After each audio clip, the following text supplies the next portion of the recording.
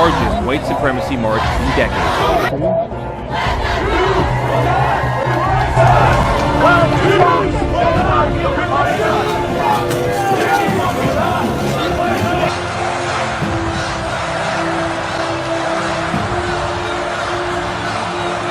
This isn't about red and blue. We can't boo people because they're Democrats and boo people because they're Republicans. Anyone who's willing to show change, no matter where they're from, anybody who's willing to start to make a difference is somebody we need on our side here. And this is about people who are for making a difference to save us and people who are against it and prefer money. But the public has had enough. The kids have had enough. The teachers, the families, everybody. And although they aren't prepared right now, they better get prepared because change is coming.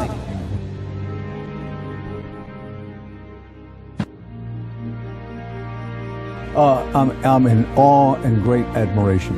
It's reminiscent somewhat of the so-called Children's Crusade in Birmingham, Alabama, 1963, which was a bit of a tipping point for the civil rights movement when the students, when young people from Birmingham and surrounding areas came with Children's Crusade. Well, I'm not calling this a Children's Crusade. If the only acceptable outcome in a matter of law or justice is a result that is satisfactory to the leader, then you might be living in a democracy that is in trouble. Senator Chris Murphy put it in a tweet the other day, they're coming. There's one thing I want everybody here today to remember about this. We're just kids. Are you ready for this fight? Like it or not, millions of Americans now have their hopes and dreams riding on your whole generation to push this through. I think this is potentially a formidable new group of political activists here that could at least change the conversation. And that's what you have to do first, Willie, before you're going to get legislation. Everybody thinks this isn't going to be them. It's never going to be them. And I think that's part of why people don't get out and be politically active. But I urge them to get out and do something about it. Call your congressman. Vote. Please, vote. High schoolers on the verge of turning 18 are now pre-registering to vote. The Now's Nicole Grigg with the change that's coming.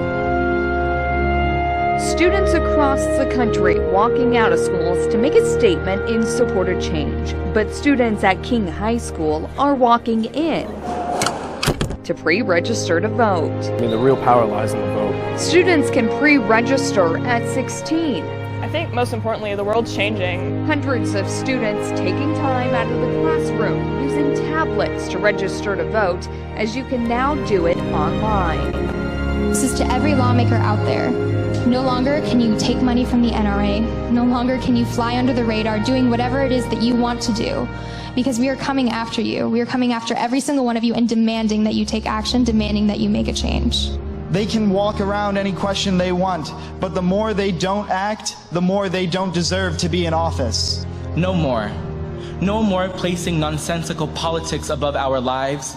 No more accepting donations from the NRA, who seem to care more about their right to own a gun than the lives of American children. To everyone at the NRA and everyone affiliated with the NRA, we are not afraid of you.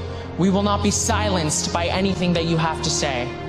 We are here, our voices are loud, and we're not stopping until change happens. In a state that historically has defended gun ownership rights, could be a sign that the National Rifle Association, which is headquartered in Virginia, is losing political clout as mass shootings continue. Americans stop being afraid of demanding our politicians to take action.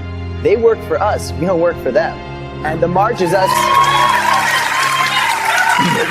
The march is us coming out and saying to our employees, you guys suck at your job.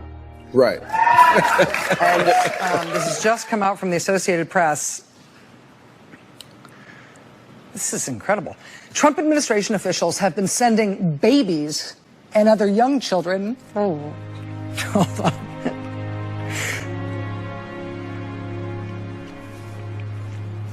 To at least 3.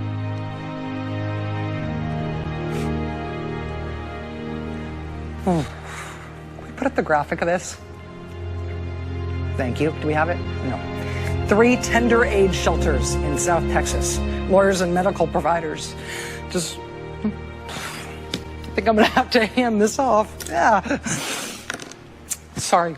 that does it for us tonight. We'll see you again tomorrow. Now it is time for The Last Word with Lawrence O'Donnell, where he is live in Brownsville, Texas. I know that it's very likely that I will lose my life. I knew that when I got involved in this. Here in Boston, tensions remain extraordinarily high, and there are no signs that America's two fronts in the new political fight club show any signs of standing down.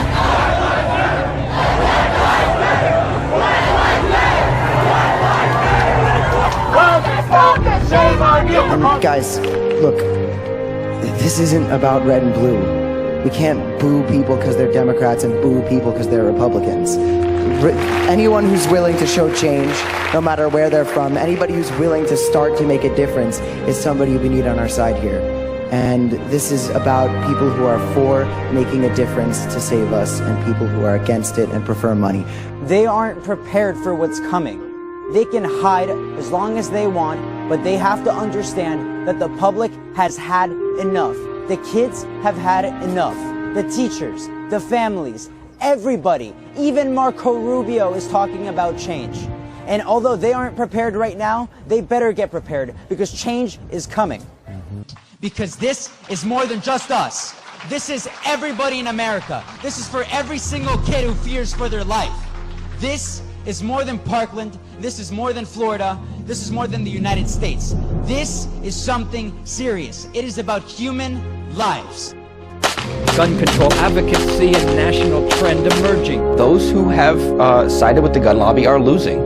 It's a losing issue, and it'll continue to be a losing issue until action is taken at the federal and in state capitals.